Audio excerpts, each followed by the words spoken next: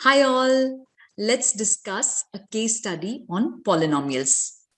In this case study, we have been given information about the path a diver takes while jumping from the diving board. This case study has been picked from the Term 1 sample paper released by the CBSE. Let's look at the information given here in this question.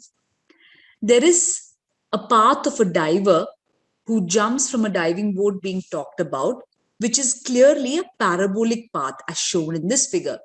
This is an upside down parabola here. And there's information about a girl called Annie who's standing 48 feet above the water level given. And there is a polynomial given which indicates her height above water level at any time t, which is in seconds. And this case study is followed by 5 questions. Now, when this question comes to you in the exam, how would you attempt it? Look at which of the questions in this case study uses information given in the passage in the case study. That would be only the first and the second question. Only the first and second directly utilizes this information. The third, fourth, and fifth could have been answered independent of the information given in the question. Because you can see that in the third question, you're given information about zeros. Fourth question also, you're given sum of zeros and product of zeros, which is enough to give you the polynomial. And the fifth question talks about zeros which are negative of each other and finding the value of k. This question could have been done without even reading the remaining of the case study. So when you're getting such a question in exam, please read all the options and see which ones you're going to attempt. Okay, before we start discussing the answers to each of these questions, let me brief you on the shape of quadratic polynomials. Now, a quadratic polynomial, the standard form is ax square plus bx plus c. If you look at the value of a, you can get some information about the shape of this polynomial. If a is greater than 0, the shape of this polynomial would be a parabola which is opening upwards. And if the value of a, which is the x square coefficient, is less than 0, then this would be a parabola which is facing downwards. Please remember this. And if you're plotting this on an xy axis over here, so if you have the x-axis and y-axis, there are different possibilities. You could have a quadratic parabola which is above the x-axis completely, which means that it has no zeros. You could have a quadratic parabola which is intersecting x-axis in 2 points, meaning it has 2 zeros. Or it could be that it just touches the x-axis. In this case, it has 1 0. Same thing could happen for a situation where a is less than 0. A less than 0 means you have a downward facing parabola. So in this case, what happens is if you're having x-axis and y-axis, you could have a parabola which is not intersecting the x-axis at all. So there are no zeros. You could have a parabola which is intersecting x-axis at 2 points, in which case you're having 2 zeros. Or maybe you're having a parabola which intersects x-axis at 1 point, giving you 1 0, right? Let's look at the passage given in the case study asked. So the figure given alongside shows the path of a diver. When he takes a jump from the diving board, clearly it's a parabola. Let me trace this parabola over here. That is the parabola. Annie was standing on a diving board 48 feet above the water level. That means the height over here for this diving board would be 48 feet as per this information. Her height above the water level at any time t in seconds is given by the polynomial h of t such that h of t is minus 16t square plus 8t plus k. So this path, okay, the path which is traced by the diver over here is given by the polynomial minus 16t square plus 8t plus k. which means if I were to draw an x-axis over here, denoting time in seconds, this is the letter T, and a y-axis here, which denotes height in feet, this is represented by h of t. What would be the coordinate of this point now? This point, please remember, indicates initial position of the diver over here at a 48 feet height. So with respect to time over here, the height is 48 feet. And what is the time? The time is the initial time, which is t is equal to 0. So the coordinates of this point would be 0, 48. This is important to understand. And if you look at this point where the diver actually reaches the water, so here the height is how much? The height above water is 0, right? Which means that the y coordinate here would be 0 at some time t over here. The y coordinate here is 0 at the point where the diver is just touching the water. These two things are important to understand. It will help us answer questions which follow the passage. Let's look at the first question. The first question was asking you to find the value of k in this polynomial. How do you find the value of k in this polynomial? Well, we already saw how the coordinates of this point was 0, 48. At t is equal to 0, h of t was 48. The height was 48. We could just substitute that over here. H of t is equal to 48 when t is equal to 0. Substitute the same in the given polynomial. Here h of t is 48. T is equal to 0, which means I would be substituting 0 wherever t appears. And this automatically means that the value of k must be 48. And so the answer over here would be option C, 48. Let's answer the next question. The next question asks, at what time will she touch the water in the pool? As we saw earlier, the time at which she touches the water in the pool will be the same as the time when the height is 0. So h of t over here has to be 0. And then you need to find the value of t. For this, you could use the value of k which we found here in the previous question. So we have minus 16t square plus 8t plus 48 is equal to 0. This height is 0. You need to solve this quadratic. How can we solve this quadratic? Let's first divide throughout by a common factor. You can see that 8 is a common factor. So you can simplify this as minus 2t square plus t plus 6 is equal to 0 by dividing throughout by 8. Now, how do we factorize the same? We need to find two numbers whose product is this minus 2 times 6.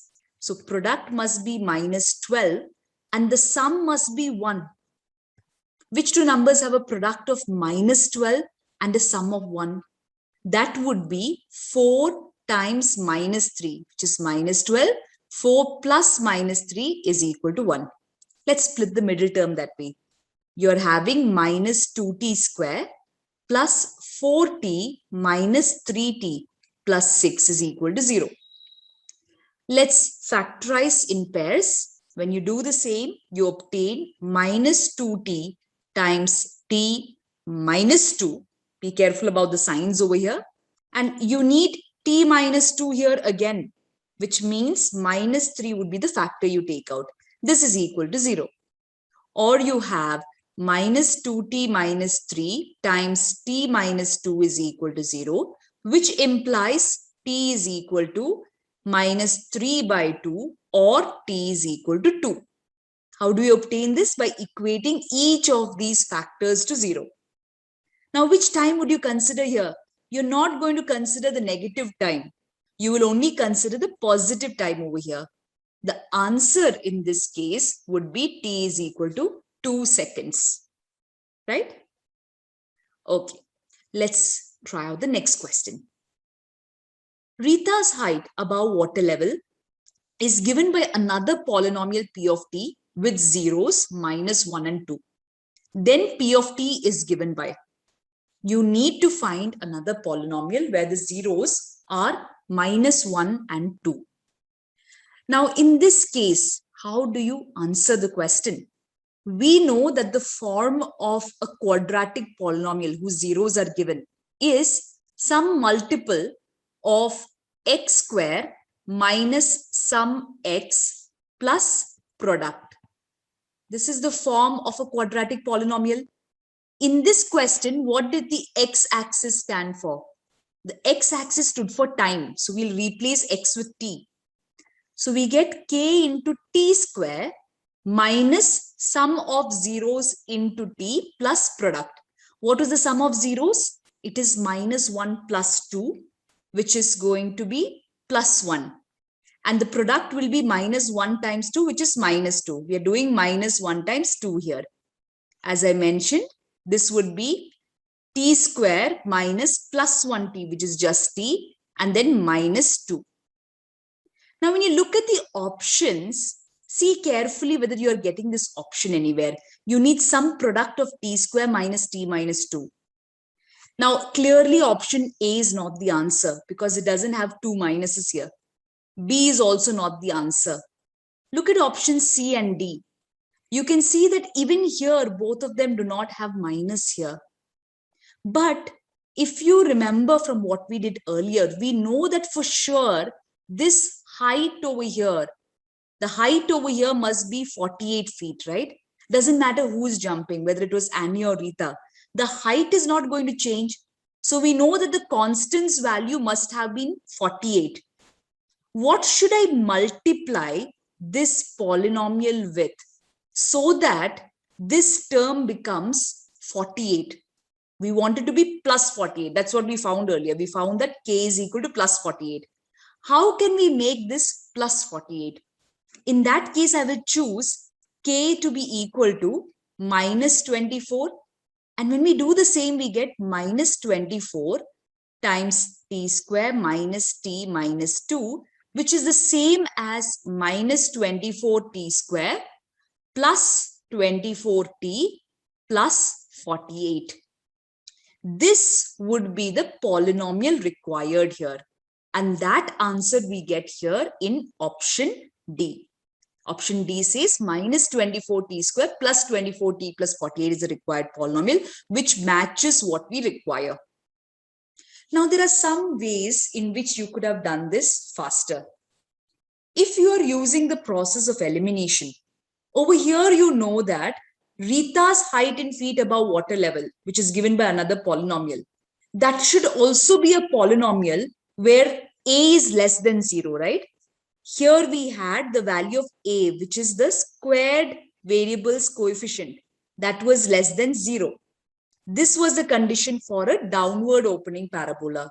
Even when Rita jumps, it should be a downward opening parabola, which means her polynomial also should have a negative value of a, and that is only there in option D.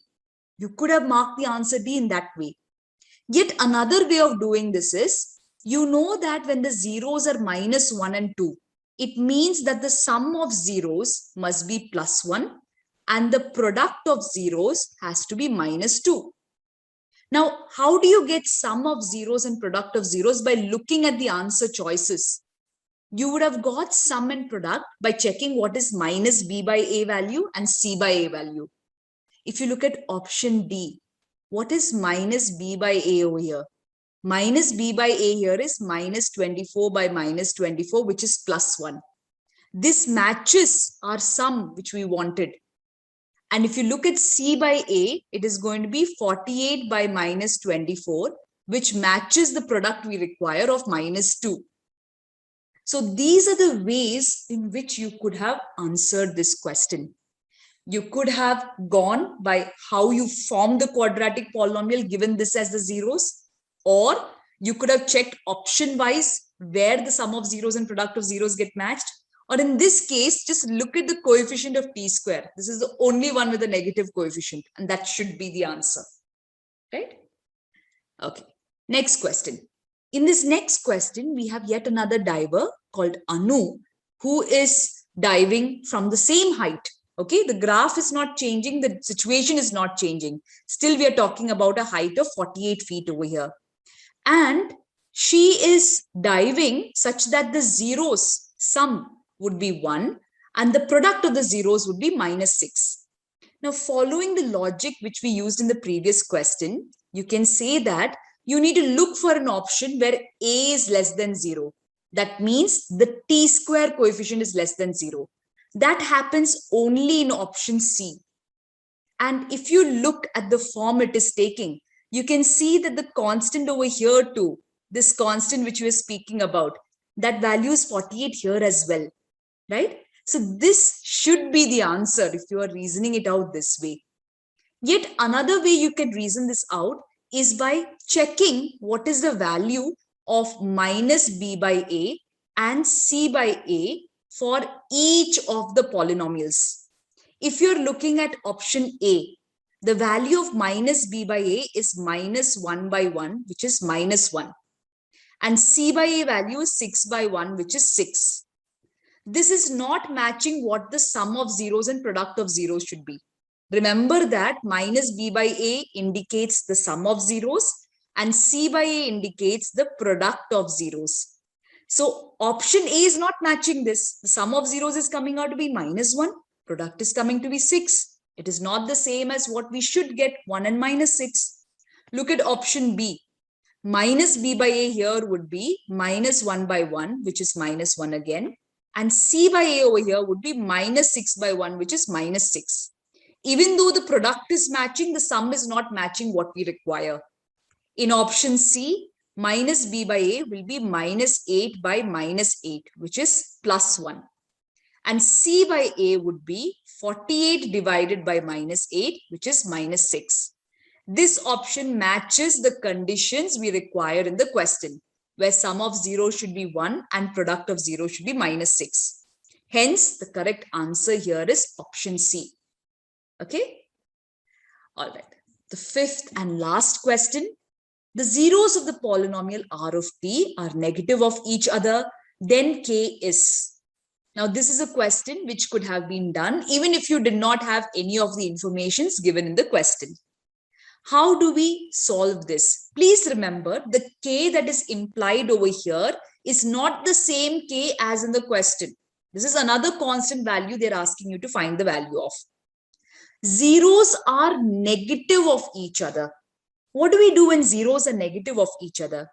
When zeros are negative of each other, the sum of zeros will be equal to 0. Why is this? Because if one zero is alpha, the other zero will be minus alpha. And the sum of these two, alpha plus minus alpha, is going to be 0. So when zeros are negative of each other, sum of zeros is 0, which means -b by a is equal to 0. What is -b by a in this question? It will be minus of k minus 3 divided by a, which is -12. This is going to be equal to 0. Or this is the same as k minus 3 by 12 equals 0, which means k minus 3 is equal to 0 when you multiply with 12 here. And that means k is equal to 3.